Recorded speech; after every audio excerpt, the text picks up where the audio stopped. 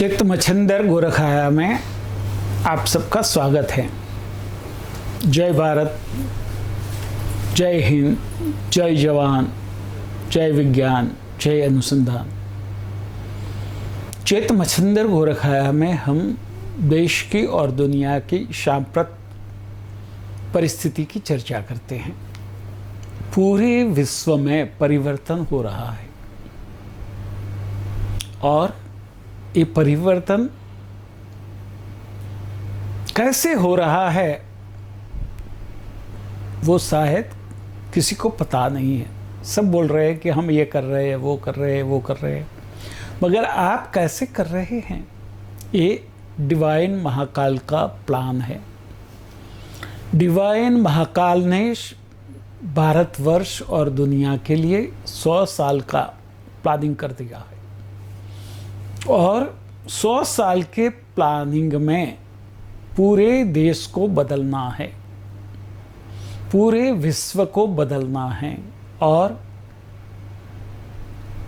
भारतवर्ष को विश्व गुरु बनाना है। कब बनेगा? हम सब जब महाकाल के साथ जुड़ेंगे। हमें जुड़ना पड़ेगा। आप नहीं जोड़ोगे तो भी महाकाल को कोई फर्क नहीं पड़ता है। क्यों? कि महाकाल के पास सिद्ध है, ऋषि मुनियों की कामधेनु है और महाकाल के गण हैं। महाकाल के गण में भैरव, भैरवियां, महावीरों, वीरों, भूत, प्रेत, पिशाच, यक्ष, गंधर्व, किन्नर सब है और सबको अपनी अपनी जिम्मेदारी दी गई है। कोई ये मत समझे कि मैं ये मेरे हिसाब से कर रहा हूं। आपके पास वो सब करवाया जा रहा है। अभी 24 का इलेक्शन आएगा, उसके पहले ये सरकार ने जो भारत की तिजोरी भरी है और भारत को सक्षम बनाया है, वो आंखों में खुज रहा है। कहीं हमारे राजनेता वो तिजोरी को खाली करके अपना घर भरना चाहते हैं और इसीलिए मोदी हटाने के लिए होड़ मची है। राहुल गांधी, ममता बनर्जी, शरद पवार, केजरीवाल, केसीआर, स्टालिन, लालू, अखिलेश, नीतीश, ऐसे तो बहुत कोई पूरी एक नेतागिरी की होड़ मची है कि मैं पीएम बनूं और तिजोरी को खाली करूं। मगर आप ऊपर से नीचे गिरो, 7 जन्म लो, तब तक भी आप पीएम नहीं बन सकते। क्यों? क्योंकि महाकाल ने पूरा प्लानिंग कर दिया है। अभी मोदी जी हैं, फिर मोदी जी आएंगे, सोच लो 400 सीटों के ऊपर आएंगे, लेके आएंगे और उसके बाद भी कौन पीएम बनेगा वो महाकाल ने तय कर लिया है और पूरा 100 साल का प्लानिंग महाकाल का तय है। उसमें कोई भी एक तस्सु भी बदलाव नहीं कर सकता। न सोनिया गांधी कर सकती है, न शरद पवार कर सकता है, न ममता बनर्जी कर सकती है, न अखिलेश कर सकता है, न केजरीवाल कर सकता है, न केजरीवाल के पिट्ठुओं कर सकते हैं। हमें सावध रहना है। देश आगे बढ़ रहा है, देश के लोग खुश हैं, फिर भी मुस्लिमों को अन्याय हो रहा है, ये बात करके देश की छवि को धूमिल कर दी जा रही है। हमारे देश में मुस्लिम विश्व के दूसरे देशों में जो मुस्लिम रह रहे हैं उससे ज़्यादा सुखी हैं और ज़्यादा सलामत हैं। ठीक है, उसमें कोई गुर्गा होगा, आतंकी का साथी होगा तो उसको तो दंड मिलेगा ही, मगर सारी मुस्लिम 95% विश्व के मुस्लिम से ज़्यादा सुखी और ज़्यादा सलामत है। और वो जो सलामती है उसको बिगाड़ने का प्रयास ये राजकारणी कर रहे हैं वो खुद, और उसका दोष दे रहे हैं भारतीय जनता पार्टी को। तो ऐसे राजकारणियों से सावध हो जाओ। पप्पू को मालूम नहीं है घर कैसे चलता है।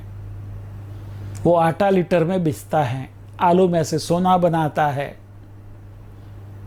देश के दुश्मनों के साथ मिलता है और भारत तोड़ो की बात करता है। भारत के राज्य का समूह है, भारत देश नहीं है। भारत को वो भारत देश मानने को तैयार नहीं है।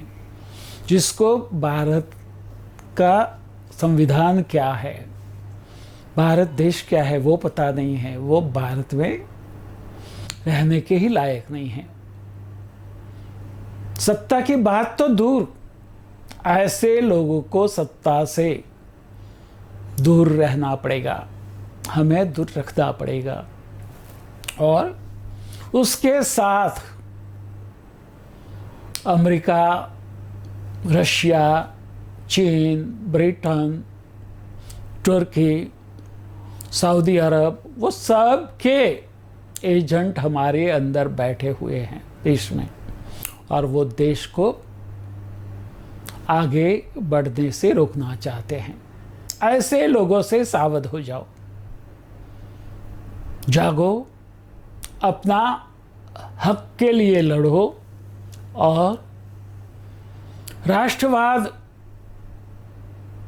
और राष्ट्रीयता को सम्मान दो। हमें देश को आगे ले जाना है। विश्व के सारे देशों में हमें भारत को सबसे ऊपर रखना है। तो आप सब राष्ट्रवादी तैयार हो जाओ, अपने आप को तैयार करो और भारत के राजकारण को भ्रष्टाचारियों से मुक्त करो, गुनहगारों से मुक्त करो, और देश में जितने भी गुनाहित प्रवृत्ति करने वाली गैंग है वो सारे गैंगों को खत्म करने के लिए सरकार के पास मांगनी करो, डिमांड करो। हमारा न्यायतंत्र भी सुसुप्त अवस्था में है, उसको जागृत करो।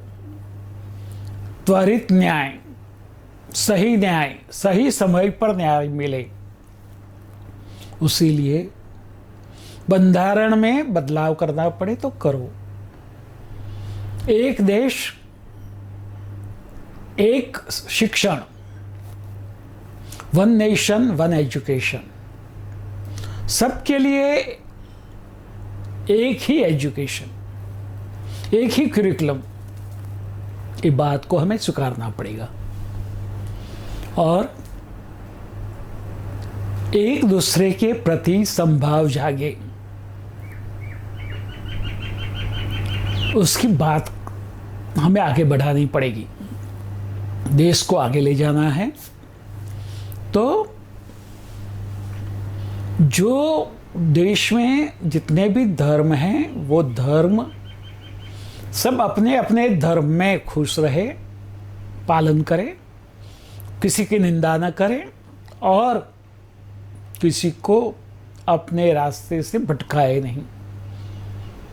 जैसे केजरीवाल ने दिल्ली में किया, बहुत अच्छा किया, क्योंकि वो कुआं खोदेंगे तो ही उसमें गिरेंगे।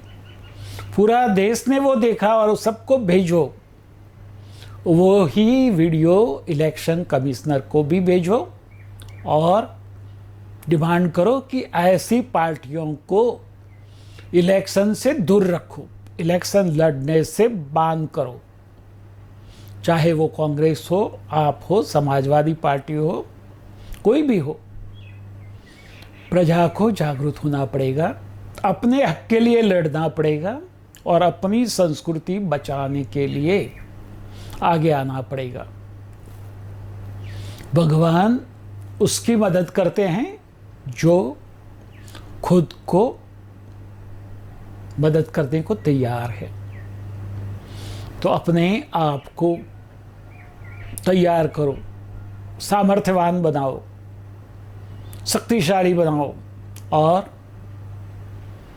देश के माहौल को बदलने के लिए तैयार हो जाओ। देश का माहौल बदलेगा, विश्व का माहौल बदलेगा और महाकाल की इच्छा के मुताबिक टोटल रिवॉल्यूशन, संपूर्ण क्रांति, संपूर्ण परिवर्तन आएगा, जो स्वीकारने के लिए हमें तैयार रहना पड़ेगा।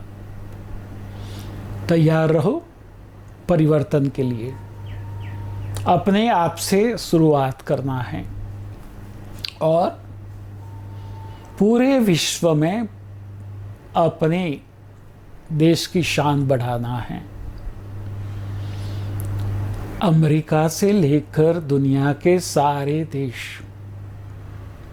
आज भारत की ओर देख रहे हैं, मगर ईर्ष्या से। वो सब चाहते हैं कि भारत आगे न बढ़े, वो फिर से गुलाम रहे। और कांग्रेस ने 70 साल हमें बेहोशी में रखा और हमें बांटा, हमारे नागरिक अधिकारों के ऊपर तराप मार, अंकुश लगाए। वो अंकुश को हमें दूर करना है और हमें आगे बढ़ना है। One nation, one education, one nation, one law, uniform civil code और पॉपुलेशन कंट्रोल बिल सारे भारतीयों को स्वीकारना पड़ेगा। जो नहीं स्वीकारना चाहते हैं वो देश छोड़ के चले जाए। कई लोग कांग्रेस के शासन में राष्ट्रध्वज को सलाम नहीं करते थे, राष्ट्रगीत नहीं गाते थे और फिर भी वो उच्च पद पर विराजमान थे। ऐसे लोगों को जानो और उसको देश के बाहर करो। इस देश में वो लोगों का कोई स्थान नहीं है जो राष्ट्रगीत गाने के लिए तैयार नहीं है, जो पाकिस्तान जिंदाबाद करने का नारा लगाते हैं। उसको भारत में रहने का अधिकार नहीं है, हमें उसको पाकिस्तान भेज देना चाहिए। तैयार रहो, अपने आप में अपने आप को तैयार करो और हिम्मत दिखाओ, आगे आओ। हम किसी को डराना नहीं चाहते हैं, हम किसी को मारना नहीं चाहते हैं, मगर हम हमारे हक का जो अधिकार है वो लेके रहेंगे। हमें जो अन्याय हुआ है 70 साल में, वो अन्याय को दूर करेंगे और न्याय पाएंगे। देश की कमनसीबी है कि देश के राजकारणी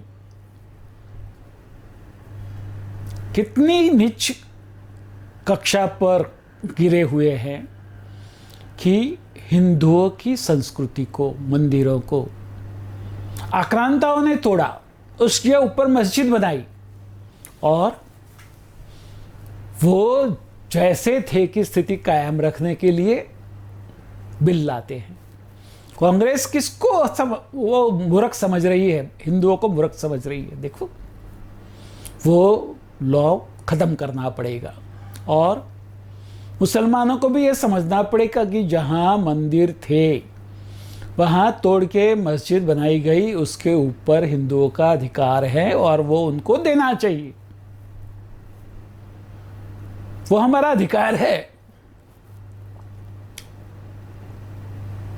उसमें कोई भी एक्ट हमें रोक नहीं सकता। न हिंदू कोल बिट रोक सकता है, न देवस्थान एक्ट रोक सकता है, न वक्फ बोर्ड एक्ट रोक सकता है। हमें हमारे संस्कृति को पुनः जीवित करना है। जहां जहां हमारी मंदिर टूटे हैं और उसके ऊपर मस्जिद बनी हैं, वो सारे हमें वापस चाहिए। और यदि मुस्लिम ये बात समझते हैं तो उसको हमें वापस देना चाहिए। समझे? उसमें हमारी कोई भी बात नाजायज नहीं है।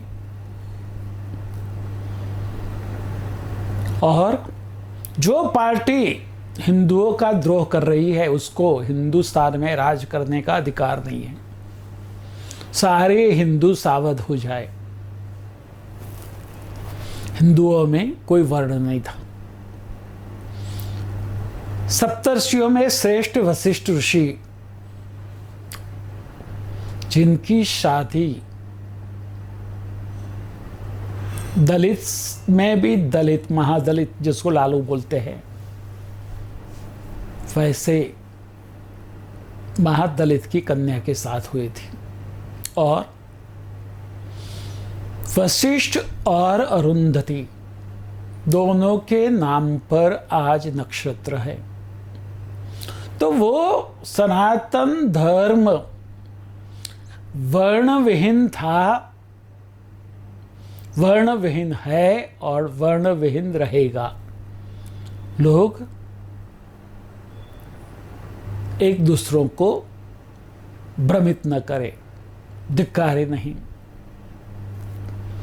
वाल्मीकि जी ने रामायण लिखी, कबीर जी क्या थे? बुनकर थे। फिर भी बनारस के महाराजा ज्ञान प्राप्त करने के लिए कबीर जी की झोंपड़ी में जाते थे। यदि जो वर्ण और वर्ग होता तो ये शक्य नहीं बनता। राजा हरिश्चंद्र ने राजपाट छोड़ा, उसके बाद कहाँ काम किया? स्मशान में। स्मशान में रहने वाले व्यक्ति के साथ वो रहे और चिताओं जलाने का काम किया। उसमें भी अपने बेटे की सब जब आया जलाने के लिए, तब भी उन्होंने जो रकम लेनी थी सब जलाने के लिए, वो लेके उसका अग्निदाह दिया। तो इतनी सारी बातें आप सोचो और समझो कि कहाँ वर्ण और कहाँ वर्ग था। ये हमारे राजकारणियों की देन है। वर्गविहीन और वर्णविहीन सनातनी समाज फिर से हमें खड़ा करना है और होके रहेगा, क्योंकि ये महाकाल का आदेश है। कोई चाहे न चाहे उससे कोई फर्क नहीं पड़ता। कोई महाकाल को माने न माने उससे कोई फर्क नहीं पड़ता। मगर अभी आप एक बात सोच लो कि चीन में जो भी हुआ, आज से 5 साल पहले जिनपिंग को मेल करके बताया गया था, जब तक आप कैलाश हिंदुओं को नहीं सौंपोगे, चीन में कुदरती आफतें आती रहेगी और आज चीन में क्या हो रहा है वो सब जानते हैं। तिब्बत और कैलाश हिंदुओं का है और फिर से हिंदुओं का होगा। ये बात सबको, दुनिया को मैं कान खोलकर सुनने के लिए कह रहा हूं। जो देश में वामपंथी है वो भी समझ जाए कि आपकी खिचड़ी अभी पकने वाली नहीं है। हम और महाकाल जागरूक हैं। सारे सिद्ध 64 सिद्ध एक्टिव है। सबको अपनी अपनी जिम्मेदारी दी गई है और सब अपनी अपनी जिम्मेदारी से काम कर रहे हैं। और जो परिवर्तन में टांग लगाएगा उसकी टांग टूट जाएगी, चाहे कोई भी हो। लगा के तो देखो। तथास्तु।